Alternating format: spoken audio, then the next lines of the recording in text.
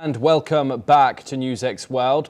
You're joining us for some live coverage coming from the United States, where US Secretary of War Pete Hegseth and the chairman of the Joint Chiefs of Staff, General Dan Kane, are holding a press briefing on the ongoing war in the Middle East. Let's cut across. Suffice it to say, the trip was an honor. I had a chance to bear witness, and I witnessed the best of America. I witnessed warriors, a brotherhood of men and women warriors all, active duty, guard, and reserve, united in their love for each other, their shared purpose, and their commitment to the mission. I witnessed sheer competency. I watched a private first class confidently calling out an enemy missile trajectory to a room full of officers. Everyone focused. The room was locked in. 2 enemy missiles successfully shot down. I spoke to Air Force and Navy pilots on the flight line who every day both deliver bombs deep into Iran, but also shoot down drones defending their base. Many had just returned from the skies of Iran and Tehran. I put on a headset and spoke to one crew in the cockpit, locked and loaded, each and every day. I witnessed ingenuity, American ingenuity. I met the young Army officer who figured out how to neutralize maneuvering enemy missiles, saving countless lives. His commander confirmed that the whoops and cheers erupted in the Tactical Operations Center when his new approach was first successful. I met the Air Force intel analyst who refines target packages faster than the enemy can adapt. I actually gave him my card and told him to keep me posted on the ground truth. I did the same with his boss, a colonel with a heart the size of Texas and a beautiful deployment mustache to match. I witnessed lethality.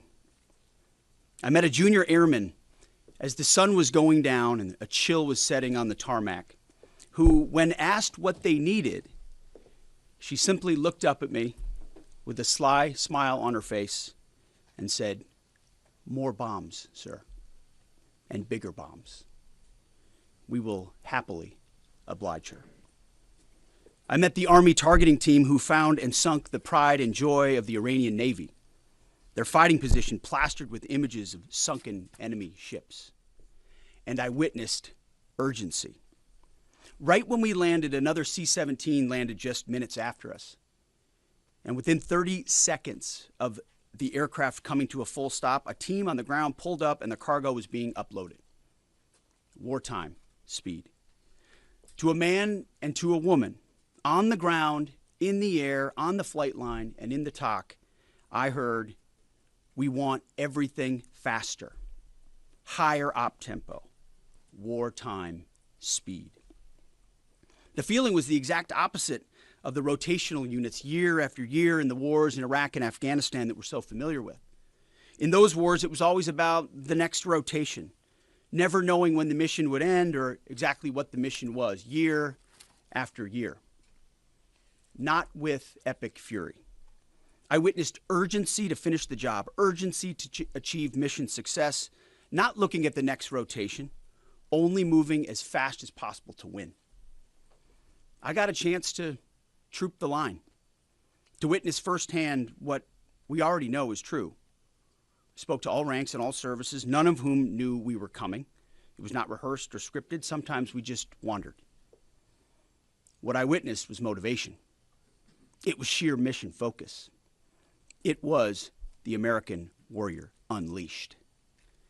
It was the kind of warfighting American spirit that comes with a clear mission against a determined enemy. A crew chief we flew with summed it up nicely. He said, "It's been a busy few weeks, sir. Tough stuff. But I'm so honored to be called up. This fight is long overdue. We need to address it for our kids. We cannot pass the buck. Please thank the president from us." I heard that time and time again. I asked each young American, "What do you need?" And nobody said better equipment. Nobody said more comfortable living conditions. Nobody said send me home. Well, of course, eventually we want all those things. They do too. what those Americans said to me, young and old, officer and NCO, male and female, black and white, was, let's finish the mission. Get us even more bombs, bigger bombs, more targets. Let us finish this. In fact, Admiral Cooper noted this morning that the 3 Air Force captains shot down by Kuwaiti-friendly fire early in the fight, weeks ago. They never left the theater. All dropped bombs over Tehran last night. These men and women live the Iranian threat every day, incoming missiles and drones, and know what a world looks like, what the world would look like if Iran had the most dangerous weapons in the world, a nuclear weapon. As President Trump has said time and time again for years, and in this administration, Iran cannot have a nuclear bomb, and they won't. These troops, they want to finish this fight for their kids and their grandkids. This is about history. This is about legacy. Success matters. And because of this president and these Americans, we're closer than ever before to winning. President Trump is doing what no other president had the guts to do. Previous presidents were all talk. He's all action. On the battlefield, because of the latitude the president has given us, American firepower is only increasing. Iran's decreasing. We have more and more options, and they have less. Just 1 month in, only 1 month, we set the terms. The upcoming days will be decisive. Iran knows that, and there's almost nothing they can militarily do about it. Yes, they will still shoot some missiles, but we will shoot them down. Of note, the last 24 hours saw the lowest number of enemy missiles and drones fired by Iran. They will go underground, but we will find them. We recently destroyed another one of their command bunkers. Leaders forced to flee. No water, no power, no oxygen, no command and control. Their faith in their caves diminishing. The latest intel is clear out of CENTCOM. Our strikes are damaging the morale of the Iranian military, leading to widespread desertions, key personnel shortages, and causing frustrations amongst senior leaders. Just last night, we had 200 dynamic strikes alone. Dynamic strike is a strike where a pilot leaves, and during their flight, they get a new target set based on real-time intel given to them. A new launcher, a new location, a new troop formation. A dynamic target is one that changes while you're in the air because of improved intelligence. 200 dynamic strikes alone, in addition to the pre-planned targets. The video the president posted last night of Esfahan, an ammo depot struck by U.S. bombers. You see, you don't get to see many of those videos because, as a reminder, Iran has still shut off the internet to 99.9% of its population. But if Iran is wise, they will cut a deal. President Trump doesn't bluff, and he does not back down. You can ask Khomeini about that. The new Iranian regime should know that by now. This new regime, because regime change has occurred, should be wiser than the last. President Trump will make a deal. He is willing. And the terms of the deal are known to them. If Iran is not willing, then the United States War Department will continue with even more intensity. Standing here this morning in this briefing room, in my mind's eye, I'm actually looking out at the groups I met this weekend. The pilots, the logisticians, the intel analysts, the targeters, the sustainers, the flight crews, the air defenders, the base security, those maintainers who we walked up at sunset with the chill in the air on the flight line. May God watch over all of them each day and each night.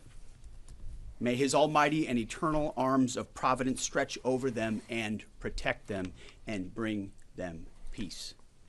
In the name of Jesus Christ. And amen. Mr. Chairman, over to you.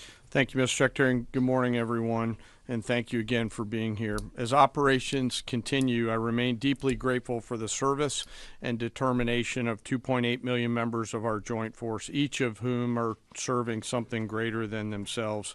Every day, those deployed, and in many cases, those at home who are deploying forward and bomber pulses and others, put themselves in harm's way, and we owe them a deep debt of gratitude. I remain especially grateful for our fallen who gave the ultimate sacrifice. We'll never forget their valor and their determination to do something greater than themselves. And each day we continue to earn what they've given to us. This morning I want to share that yesterday the Joint Force had the honor of participating in the burial of Colonel Clarence Emil Bud Anderson, who passed away in May of 2024 at the ripe old age of 102. He was laid to rest in Arlington Cemetery yesterday morning alongside his wife of 70 years, Eleanor, who he married on February 23rd, 1945. She passed away in 2015 at the age of 92. Bud, yesterday, a legend to our Air Force and fighter pilots everywhere, was honored with a combination flyby of F-35s and a four-ship of P-51 Mustangs. He was one of the most prolific flying aces of World War II and the highest scoring P-51 ace with 16 and a quarter kills in his squadron and in his group. And he served from 1942 to 1972, and his last combat tour was flying F-104 Thunder Chiefs over North Vietnam. For anyone that had the chance to meet Colonel Anderson, you knew what an incredibly special man he was. And that's true for each and every one of our World War II vets who become fewer and fewer with each passing day. They are the greatest generation and give us the gift of an incredible example as we execute Operation Epic Fury today. And Colonel Anderson, we mourn for your loss and remember that smile on the right side as you went out to do our nation's business. I'd like to now share an operational update. Our Joint Force continues to focus on our military objectives as we systematically continue to degrade and destroy Iran's ability to project power and threaten stability beyond its borders. First, the Joint Force continues to destroy Iran's ballistic missile and UAS capabilities. We remain focused on interdicting and destroying the logistical and supply chains that feed these programs. And this remains a truly joint effort prosecuted around the clock from air, land, sea, space, and cyberspace. Long-range bombers from U.S. Strategic Command are coordinating with tactical fighter aircraft from our Joint Force launched from bases around the region and the continental United States, while simultaneously Navy fighters from the sea and sailors continue to project power from the sea, while Army and Marine artillery units continue to execute long-range precision fires deep into enemy territory against high-value targets. Meanwhile, on the defense side, our Army and air defenders and aviators, as the Secretary talked about, remain vigilant, forming a shield to protect our forces and our partners, intercepting missiles and drones. Together, we continue to deliver precision strikes against key manufacturing nodes, component storage sites, research facilities deep within Iranian territory. And over the past 30 days, we've struck more than 11,000 targets. Given the increase in air superiority, we've successfully started to conduct the first overland B-52 missions, which allow us, as we've said before, to continue to get on top of the enemy and, as the Secretary talked about, switch towards more and more dynamic targets, servicing mobile targets around the battle space. We've continued to do the work against Iran's missile, drone, and naval production facilities, and we continue the multi-domain pressure that we've talked about. Second, on the Navy front, we continue to assert dominance over the Iranian Navy. We remain focused on targeting their mine-laying capability, their naval assets, and we've now, as I mentioned briefly last time, started to work attack helicopters and other close air support assets into the naval domain.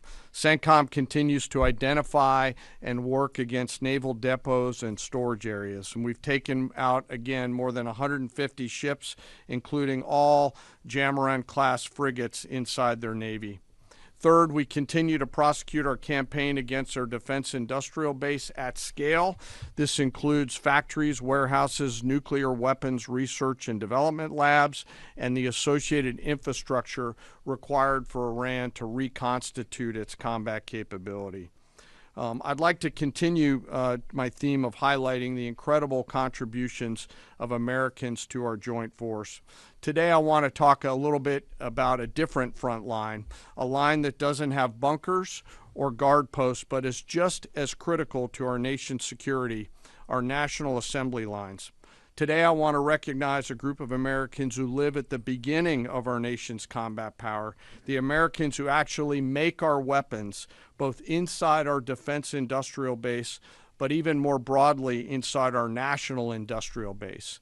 In every military option, we could not and cannot do our jobs without the men and women across our country who show up every day around the clock to a factory floor, a workshop, a laboratory, who build the weapons and capabilities we need to project American combat power at the time and place of our choosing. These great Americans, and I've had a chance to spend some time with them when I was in the private sector, are the core of American combat power. They're the machinists running high-tech CNC machines, cutting raw blocks of metal into incredibly precise parts. They're the assembly workers painstakingly taking a kit of parts and turning that into a complex guidance system or precision munition or a rocket motor or building a jet or submarine. Or they're quality assurance technicians who ensure that when a warfighter pulls a trigger, the weapon works every time. This can be and is tough and gritty work. It's not a quiet office and a desk with paper, and there's nothing wrong with that, but this is exactly the way this group of Americans likes it. I know this. I've seen it myself, and I remain deeply honored by that gift. It's often loud and dangerous work, demanding, requires absolute focus for hours at a time with deep commitment to get it right every single time. It's hands-on work where one uncaught mistake or deviation can put an American's life at risk. A single misplaced wire, a microscopic flaw in a weld, incorrectly calibrated sensor could mean the difference between mission success or mission failure. The difference is measured in the lives of our sons and daughters who we put out around the field and on the field of battle. We rely on and trust in these great Americans, and it's not just their manufacturing skill, it's their innovative minds and their entrepreneurial spirit. From those who build exquisite capabilities down to the mom and pop machine shops all over this great country, they live at the beginning of and the core of America's combat capability, constantly adapting, constantly improving, constantly learning. And there are examples of this throughout history and current days, to include building things like the F-117 stealth fighter, the B-2 stealth bomber, making our combat capability undetectable over the enemy, to today's B-21 and F-47. It's work like in the shipyards of the East Coast and Northeast side of the United States that go out and build America's nuclear submarines that allow us to patrol around the world at the time and place of our choosing. These innovators, these workers, these incredible Americans don't get the same glory as a fighter pilot returning to a carrier deck at night or an artilleryman sending rounds downrange, and yet they show up every single day, and without them, we could not do the work that we are tasked to do. 24/7, they build the tools that we need to do our business. The skill, the commitment, the patriotism, the dedication poured into every piece of combat capability and hardware is seen and felt out at the edge of the force, as the Secretary talked about those young bomb builders out in the desert that he had the chance to see. You can see it, you can feel it, and it's real, and we're deeply grateful. So to the American workforce out there, both inside our defense industrial base and in our national industrial base, thank you on behalf of the Joint Force. We carry the weapons that you build. We rely on the systems that you create, and the distance from that factory floor and that assembly line to the front line is incredibly short. Thank you. Keep it up. And to our adversaries out there, I remind you to beware of the American workforce. We continue to press forward in our military objectives. The Secretary and I remain deeply humbled by the spirit, tenacity, commitment, and grit of our 2.8 million member strong joint force. I want to, as always, thank the force and their families, and as always, remember our fallen. We carry with them and their names every day. Sir, I'll turn it back over to Absolutely. you. Well, thank you, Mr. Chairman. Two things. He didn't note it, but in memory of Colonel Bud Anderson, the chairman himself flew his F-16 to honor him recently.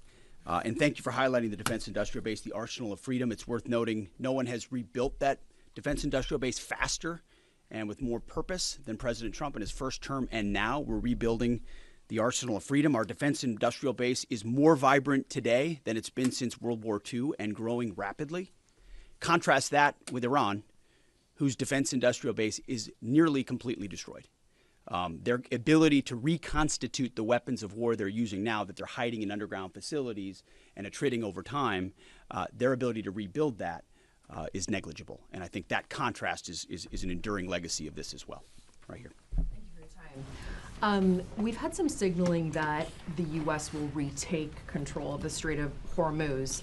At that point, what military posture will be imposed to guarantee safe passage for our allies, deter our enemies, and demonstrate U.S. dominance in the region?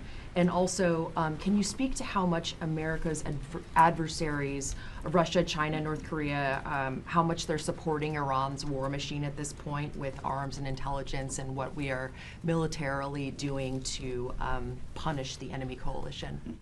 Appreciate both questions. On the Strait of Hormuz, there are many more vessels flowing through today than there were, as the president has arranged. The president's been clear to Iran, open it for business, or we have options, and we certainly do. And when you look at what the chairman laid out with the Navy industrial base, with coastal cruise missiles, with UAVs, with counter mine capabilities, we've been focused from the beginning on attriting and defeating those capabilities and limiting their options.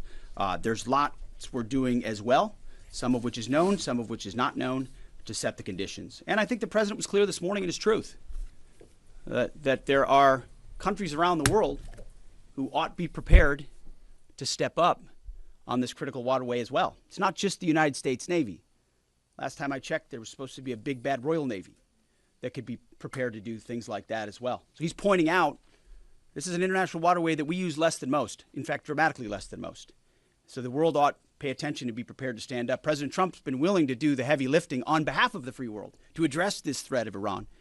It's not just our problem set going forward, even though we have done the lion's share of preparation to ensure that that strait will be open, which is an outcome the president's been very clear on. As far as Russia and China, we know exactly what they're doing, what they are or are not doing. We don't have to air publicly what all of that is, but where necessary, we're addressing it, we're mitigating it, or we're confronting it head on. I don't know if you have anything you want to add. No, sir, I think you covered it. Do you have any timeline for operability in the strait? Thank you, Mr. Secretary. David Zier, Real America's Voice. And I witnessed that enthusiasm on the lines and our submarine builders and ironworks. It's unbelievable. But I just wanted to ask you, what's the status of the delivery of any hardened bunkers for additional protection for our troops? And without getting too specific, what kind of measures are we taking to protect some of the larger, more strategic aircraft like the Sentry and other? Well, it's a great question. I'll say what I witnessed where I went was a completely locked in discipline of bunker use and bunker improvement. So from the beginning, as we stated very clearly, the first thing we did was set up a defense and make sure our defensive capabilities were maxed out before any of this even started. That included fortifications as much as possible, but it also included disbursement. If all of our people are in one place, you could imagine why that's a big problem. So dispersing is part of that defeat. Alongside that disbursement is more and more bunkers. And I can tell you, talking to base commanders, talking to our allies in Israel, talking to others, rapidly fielding that and then improving those positions is a theater priority, no doubt, as are the air defenses. And the layered air defenses, it's not just Patriots and THAADs, it's fighters and defensive caps, it's other kinetic defeat systems, it's electronic warfare. So the defense of our troops and our assets is max. I will say on some of those other assets you talked about, air wings, airframes, there's some things adversaries are doing to provide info and intel that they shouldn't. We're aware of it, and ultimately we move things around and don't.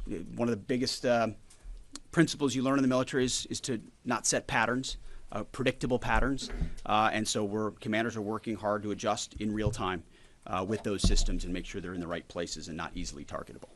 Jillian. Thanks, Mr. Secretary. The U.S. and Iran appear right now publicly to disagree about whether there are these negotiations ongoing.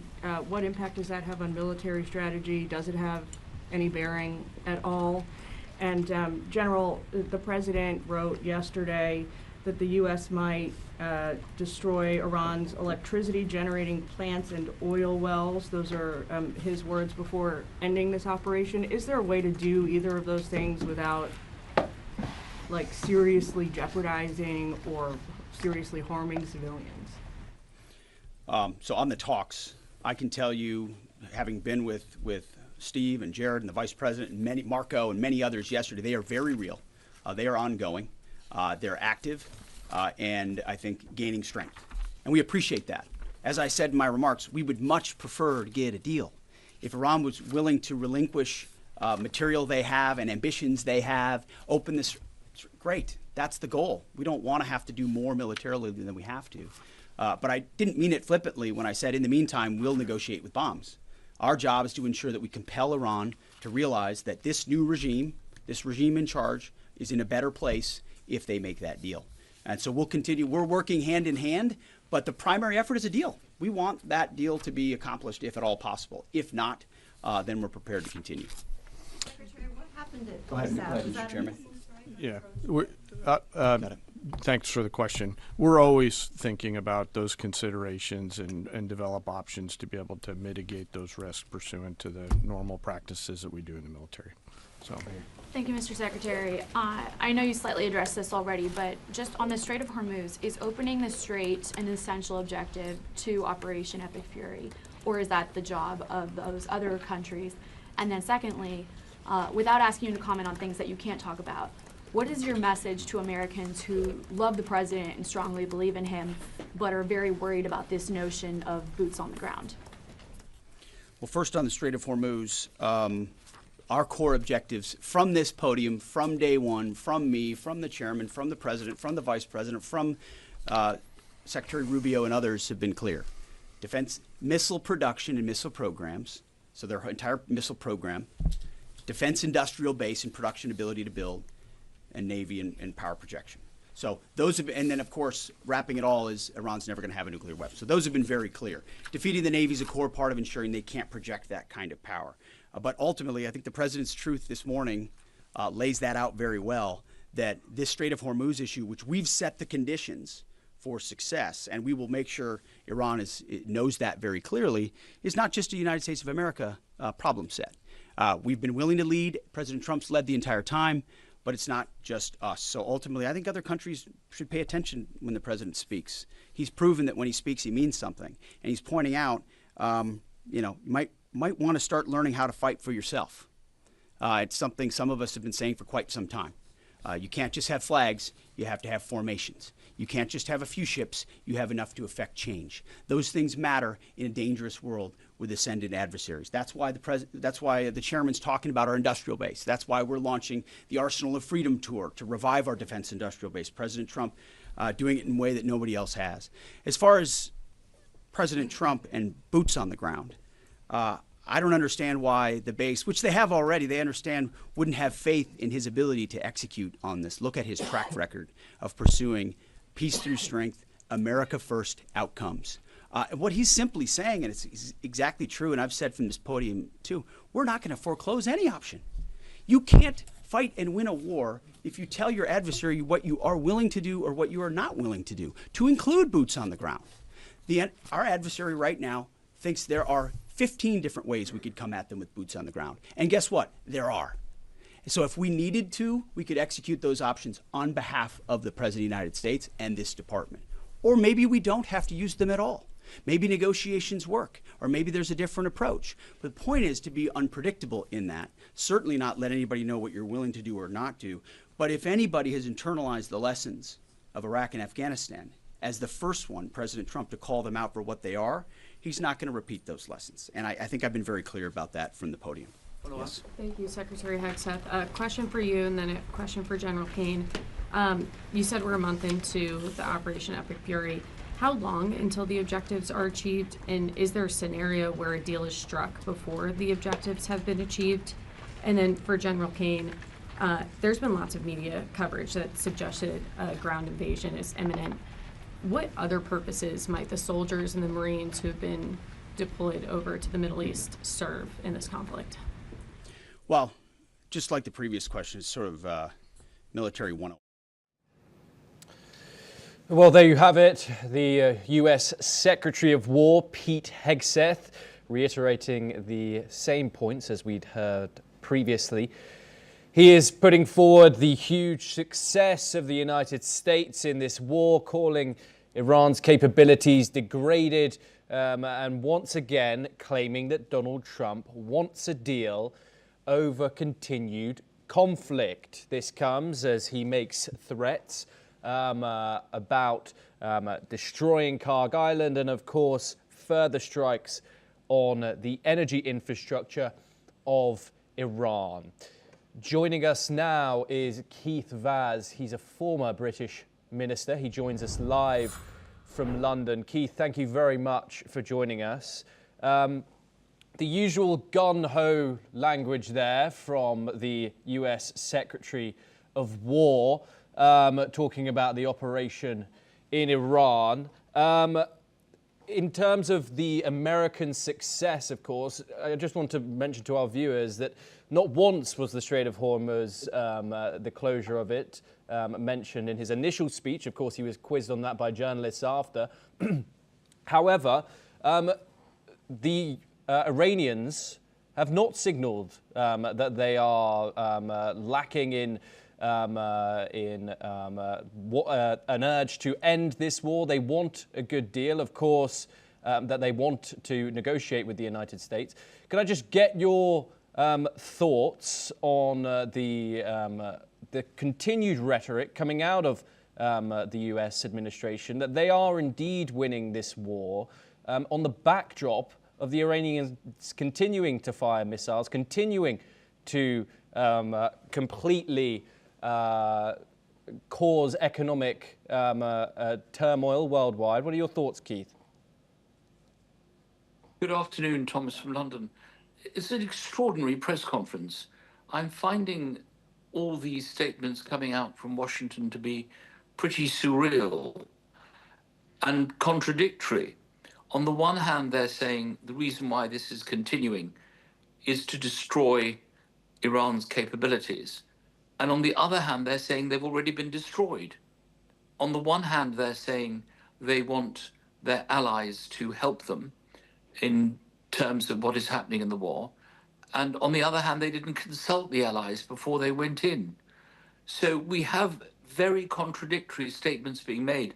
And all I can think about this, Thomas, is the fact that they have lost control not just of the war, but they've lost control of propaganda, how you tell the rest of the world what is going on and what is happening.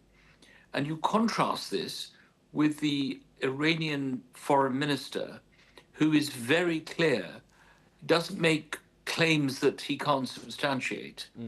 And he comes forward in a very clear and a very measured way.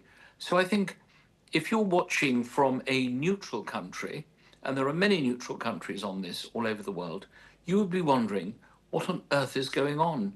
We've started the 5th week of a war where 2 nuclear powers are pummeling a country that isn't a nuclear power, that says we don't want these nuclear weapons, and they're supposed to be pummeling them to bits, and they're still standing. So I'm not quite sure what to make of this. This is totally bizarre, and I think the American people will find this bizarre as well. As far as the allies are concerned, and we use this term very loosely at the moment, we do know that King Charles will be visiting Washington, D.C. at the end of April, if indeed he is still welcome there. But at the same time, President Trump is telling everybody, in particular the Brits, go and buy your oil from somewhere else. Otherwise, you can come and buy it from us. Presumably, if the Americans had enough oil, why on earth would they be involved in Libya and Iraq and indeed in Iran at this moment? So I am very puzzled and very confused.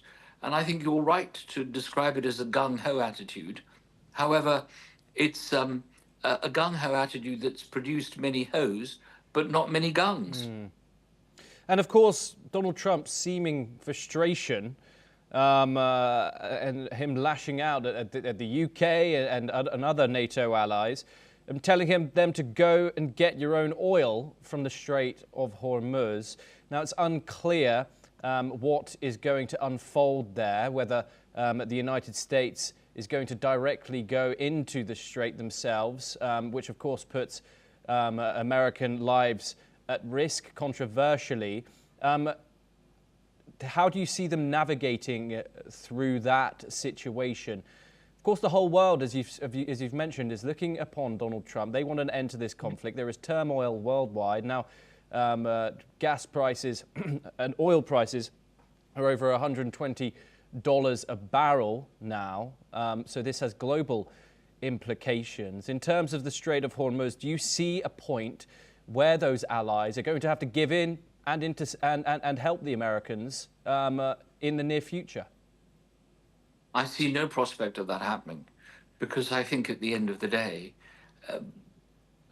America has made it clear that they don't mind who buys oil from whom.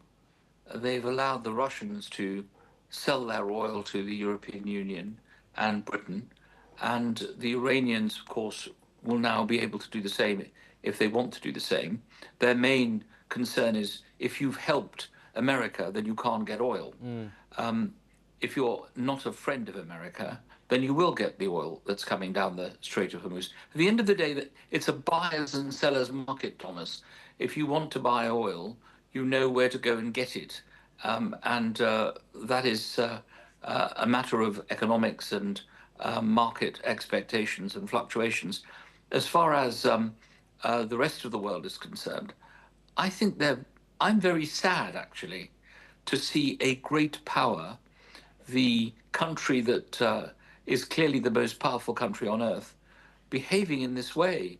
There seems to be no tact, no diplomacy, no gravitas, no dignity, and no plan.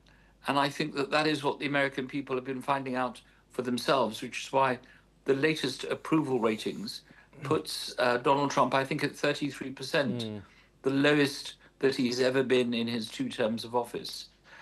So there will be a reckoning. I'm not sure when that is. Iran is not giving up. The insults this week to the Crown Prince of Saudi Arabia would not have gone down well. And this will cause even more concern in the Gulf states. What about the prospects of boots on the ground, Keith? Of course, Donald Trump has refused to rule that out specifically, to be honest. Pete Hegseth there getting quizzed about it. But, you know, if Donald Trump does put American lives at risk, you mentioned a 33% approval rating there. How much further is that going to go down if Donald Trump does indeed approve a land incursion, whether that be on Karg Island or whether that be directly on the Iranian coast in the future? How much popularity will Donald Trump lose if that does happen? Well, people have already died, as we know. American servicemen have died. Not only that, but you have a situation where very clearly people are concerned. A lot of Americans have been injured. Not, of course, as many as Iranians who've died. And in the end, of course, this is a numbers game, depending on which side you actually support. From our point of view, it is very clear that if you put boots on the ground, you cannot expect everyone to come out alive.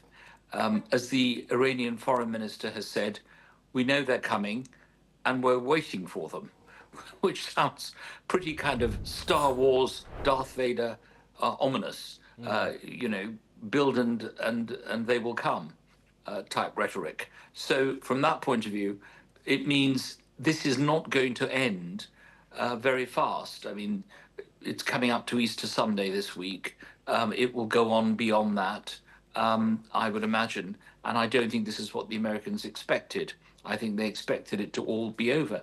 But in a sense, it is all over, because the Iranians have said, we don't have these nuclear weapons. You can have the enrichment. We are done with this. We just want to get on with our existence. And that's the basis of the negotiations they've been on. So I think the worry for all of us and for all of you in journalism and for people like me as commentators is that truth is being really turned on its head. And I was very shocked to see that press conference. Why would you keep saying that you need to carry on with the war when you're also saying that the war is over? And the nuclear enrichment ended last year when those great bombers went across and they demolished the sites that the Iranians held. I mean, what is left? What is there left to bomb? They seem to have done all the bombing that is necessary. All they're doing is they're putting their Gulf allies at risk. And as we've seen from Qatar and we've seen from other countries, they would rather be neutral than allow the Americans to land on UAE soil or Qatari soil or Saudi soil and then proceed to go and invade, for example, Karg Island. I mean, it's called an island because it is surrounded by sea. So once they get on there, it'll be very clear what's going on. And I would imagine that the Iranians have been planning this for years and years. If you constantly live in this expectation that the Americans will come, why would you wait till now? They must know what they're going to do. Whereas as far as Donald Trump and his administration is concerned, they seem to be making it up as they go along. And that's the worry for America, the American people, and the rest of the world. I'm not sure he's still called the British people allies, even though we speak a common language. Britain has always been there for America. I think the worry is that this is going to permanently damage NATO, the alliance, and the special relationships which America has with all the other countries. And we're only 7 months away. We're going to put up with this for another 7 months until the elections are going to take place in the House of Representatives. Yeah, we'll keep tabs on that. Keith, stay with us. We're turning over to Qatar next, where that country has said that the future of the Strait of Hormuz must be decided collectively once the current conflict comes to an end. Doha stressed that any decision on the strategic waterway should involve all regional and international stakeholders. The statement comes amid heightened tensions in the Gulf, with the strait remaining a critical route for global energy supplies. Any disruption in this passage can have significant impacts on oil markets and global trade. Qatar also emphasized the need for dialogue and diplomacy to ensure long-term stability in the region. The call for a collective approach highlights growing concerns over unilateral actions during times of conflict. The situation around the Strait of Hormuz continues to be closely watched by global powers, given its strategic and economic importance. Keith, Qatar there calling for a collective decision on the Strait of Hormuz, but in practical terms, who realistically controls that process? It's controlled by the Iranians, clearly, because all the ships have stopped moving. And this is a very interesting form of globalization. Are we next going to say that the whole world should have a say in how Qatar should produce its liquefied gas, since it's got the biggest reserves in the world? Are we just going to look at other countries' assets and start globalizing them, not nationalizing them, because he wants them to be owned by everyone and controlled by everyone? How on earth would we do that? How would we do the same thing to the Suez Canal, bearing in mind that Yemen, you have to pass Yemen to get up the Suez Canal, and that is going to be a problem now that the Yemenis have joined the war in the way that only the Yemenis can, and I say this as a Yemeni by birth. So this is a very odd statement, but at least Qatar is not saying we are joining one side or the other. They obviously can't join the Iranians because the Americans will then turn against them. And after all, what's going to happen to that jumbo jet that they gave President Trump as a president when he got re-elected for the second time. So what he's got to say is, let's all have a stake in the Strait of Hormuz. But isn't this going a little too far? Are the Americans then going to say, we all want a stake in the Panama Canal? Or let's all have a stake in the Straits of Gibraltar because they happen to be strategic for Africa and Europe? It's an interesting thought, and certainly there will be essays, dissertations, possibly even university degrees around the importance of the Strait of Hormuz. But for consumers like yourself in India, Thomas, and myself in the United Kingdom, we are worried about the state of the economy, the cost of living, and the cost of oil. That is what's worrying the consumers, and they can't wait that long where we could have a meeting with all the various parties and try and decide who's going to take control of this. Is it going to be 6 hours on for each country? What happens if something goes wrong? After all, we can't, until recently, we couldn't buy Iranian oil or Russian oil, and much of it, I suppose, comes from that part of the world. So interesting thoughts from Qatar, which I'm sure will be examined, but it doesn't help us out of this situation now. I'm not sure, Thomas, I'm sure NewsX has a clock on this. How many days have we got left for the pause? It was going to be 10 days. Yeah. I think we must be up to about 9, mustn't we? Yes, yes. Or have we forgotten about the 10-day pause? I can't 2 days. remember. Keith Vaz, as always, a pleasure. Thank you so much for joining us. Keith Vaz there. We now turn over to Lebanon, and Israel's Defense Minister Israel Katz has said that Israel will establish a buffer zone inside southern Lebanon and maintain control over the entire area up to the Litani River once the conflict with Hezbollah ends. Katz says that more than 600,000 Lebanese residents who have been evacuated northward would be barred from returning south of the Litani until the safety of residents in northern Israel is guaranteed. He also said that all homes in villages near the border in Lebanon would be destroyed according to the model of Rafah and Bet Hanun in Gaza in order to permanently remove threats near the border to northern residents. Let's listen into what Katz had to say. כוחות צה"ל פועלים בלבנון כדי להגן על תושבי הצפון ולהרחיק מעליהם איומים ישירים. החיילים נלחמים בגבורה ומתוך מודעות גבוהה לחשיבות המשימה, וכל העם חייב לחבק את הלוחמים הגיבורים ואת משפחותיהם ולאמץ אותם חזק אל ליבו. Joining us now is Ali Mohammed, a Bushback, a Middle East researcher who joins us live from Cairo. What are your thoughts on the current situation in southern Lebanon? There are fears how long that Israel might occupy the territory before. They have, of course, done it before. Over some reports saying over 1 million people displaced from that area. Now Israel Katz saying that the residents won't be able to return until the citizens of northern Israel feel safe. How long will that be?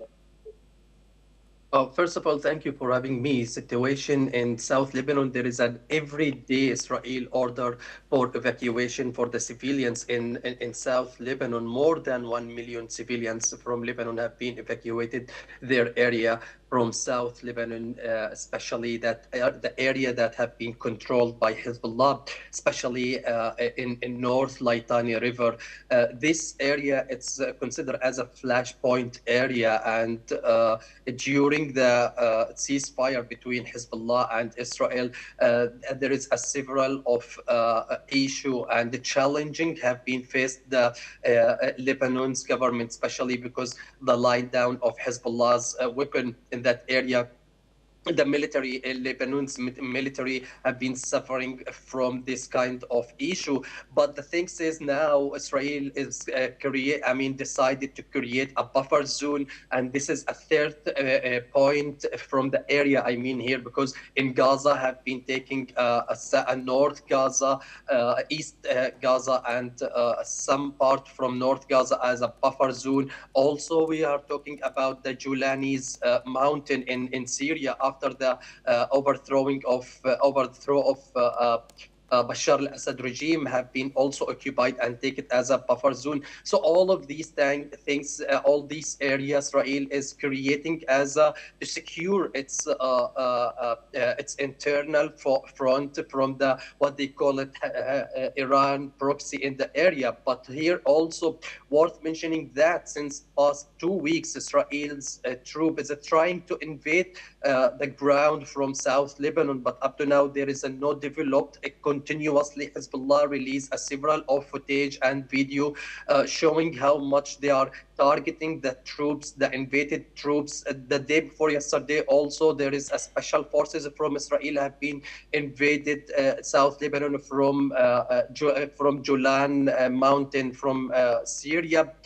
This is the first time. Worth mentioning that also since the ceasefire between Hezbollah and Lebanon in November 2024, there is one agreement have been signed about the withdrawal of Israel from 5-point area that Israel occupied during the conflict. Following the war in Gaza. These 5-point, it's in South Lebanon, and Israel didn't withdraw from, and they consider it as a strategic card to maneuvering in that area. Up to now, a situation on the ground, especially with regard the resistance of Hezbollah, it's still fleeing, and also that North Israel is still suffering from the Hezbollah's rocket and the Hezbollah's attack. So, in my opinion, this is not the end of the situation, and ever Hezbollah have been. During the past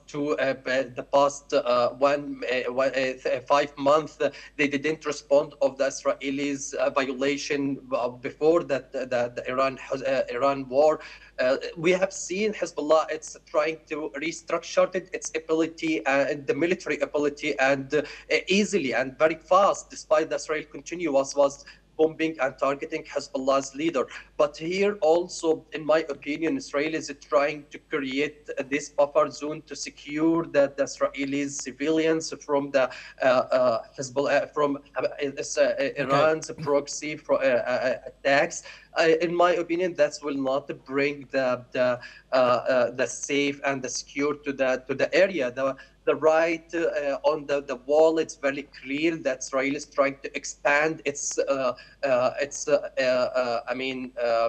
border in the area, and they couldn't see any challenge for that, especially after the throw of this war, during this war, and have been the circumstances of the Iranian regime have been also, being very visible, especially with regard supporting their proxy in the area. Worth mentioning that Hezbollah is still suffering from the ground because Ali, please stay with they us. Consider it. We've got to turn over to our next story now. Unfortunately, we run out of time, but do stay with us. Where Iranians have condemned recent US strikes, saying any ceasefire is only acceptable if it benefits Tehran. Residents in Tehran reflected on the destruction caused by months of airstrikes, calling for a response to protect their country. Locals say that the US attacks have killed many Iranians, including children, and that any ceasefire should serve Iran's interests. People have stressed that rebuilding damaged facilities is hard, but retaliation is essential. Residents have highlighted the country's strong structures and said Iran can endure short-term limitations. He warned that the other side lacks sound judgment and any response must consider the lives of Iranians. Let's listen in. جنگ ویرانی داره ولی آتش بس به چه قیمتی؟ این قیمته مهمه. میدونی ما سالها بودیم داداشمون کله قرمز کری میخوند و مسائل زیاد. خیلی از ما شهید کردیم. نگاه کنی از شهری فخرزاده ها بگیر همینجوری بیا. بچه ها رو زد، هر کاری خواست کرد. حالا که به اینجا کشیدیم ما باید یه آتش بسی کنیم. قرار باشه آتش بس کنیم، آتش بسی که به نفع ما باشه. دشمن رحم نداره که. ببین ولی درسته تأسیسات ما رو میزنه اذیت میشیم. ساختن سخته، درسته یا نه؟ میخوای شما یه اداره برق بسازی، شما میخوای یه اتاق بسازی، هزینه داره. خراب کردن یه لحظه است ولی آبادی سخته آقا. ولی به نظر من باید مقابله مثل کنیم و من دوست دارم اینجا اینو بگم که چنگیز خان هم خیلی کش، استالین 19 میلیون، هیتلر 65 میلیون. نگاه کن، هیچ غلطی نمیتونه کنه. متوجه شدی چی بهت میگم؟ یه وجب از این خاکم نمیتونه بگیره. نه حقیقت خب بالاخره ساختار قدرتمندیه و من که ندیدم کمبودی باشه. یعنی حتی الان در مقایسه با کشورهای دیگه ای که میبینی همین استرالیا جای دیگه مثلا با کمبود سوخت و اینها ما یه همچین چیز مقطعی شاید، ولی در مدتی 1 ماهه نه مشکلی نبود. متاسفانه بله بالاخره چون که طرف مقابل دارای عقل سلیمی نیست و کارهایی میکنه که با تمام قوانین در واقع مخالفش هستش. میشه به یک نوعی میشه مقابله به مصر کرد، اما بالاخره اینها زیرساختای کشوره و با زندگی مردم در ارتباطه. We move on now, and the European Union spokesperson Anouar al-Anouni has confirmed Israel's decision to pass death penalty law for Palestinians. He has said that Israel's decision to pass the law making death by hanging a default sentence for Palestinians convicted in military courts of deadly attacks is very concerning. Emphasising further, he has said that this is a clear step backwards. The EU has called on Israel to abide by its previous principled position, its obligation under international law, and its commitment to democratic principles. He added that no speculation to make regarding any steps that could be taken by the EU Commission over Israel's move. Let's take a listen in to what the EU spokesperson had to say. The death penalty bill in Israel is very concerning to us in the EU. This is a clear step backwards, the introduction of the death penalty, together with the discriminatory nature of the law. We as EU, we are opposing capital punishment in all cases and under all circumstances, and we have said that from the start in terms of the law before even its adoption in Israel. Why? Because the death penalty is a violation of the right to life, and this is a core value to the EU. Spain's Prime Minister Pedro Sanchez has also condemned Israel, calling it a step towards apartheid. His post on X reads, "This is an asymmetric measure that would not be applied to Israelis who committed the same offences, the same crime, different punishment. That is not justice. It is one step towards apartheid. The world cannot remain silent." Sanchez is one of the most vocal supporters of Palestinians among Western leaders. Earlier in March, he permanently withdrew its ambassador to Israel as a diplomatic standoff between the two countries. Joining us once again on the broadcast is Ali Mohammed Abush, back to discuss this. What does this tell us about the current state of the Israeli parliament and where Israel currently lies politically? Oh, unfortunately, this is a very sad, very bad decision Israel have been made it since past 1 decade, especially that they consider it as one of the red flag against the fundamentalists of human rights. Especially Israel have been decided this as a discriminatory because they will apply just only for Palestinian. And the death penalty, it's considered as a humiliation for human rights, especially as I mentioned, they will apply it for discriminatory just only for Palestinian. That's it. Most of the European Union, they condemn the Israeli's decision, and this is a sign for how much Israel becomes so much resist again.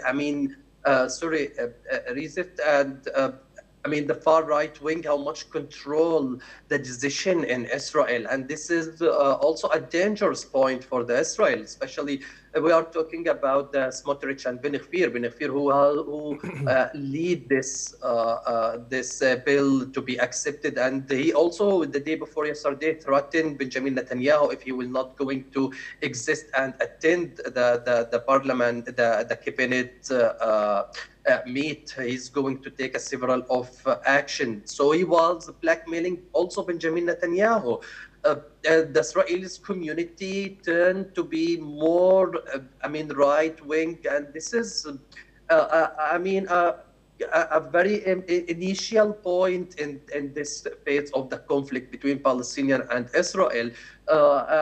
In my opinion, will not help the Palestinians attack against the Israeli settlement, especially this settlement. It's illegal according to international law. Last week, we have seen that the Israeli soldier attacked the CNN media team because they went to cover the situation on the ground and the Israelis violation on the ground, and they are attacking them. So this is showing how much Israel become more, right wing, and they're supporting, and they become more extremist.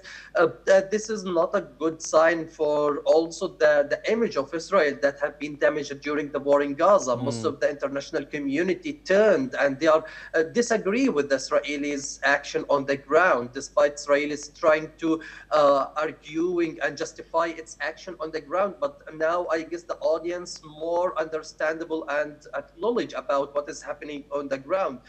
This is also it should be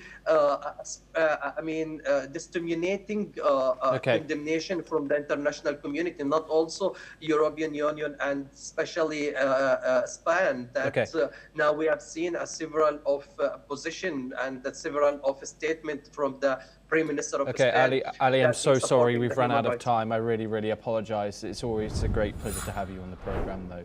That is all that we have time for. Keep watching NewsX World for more international news updates.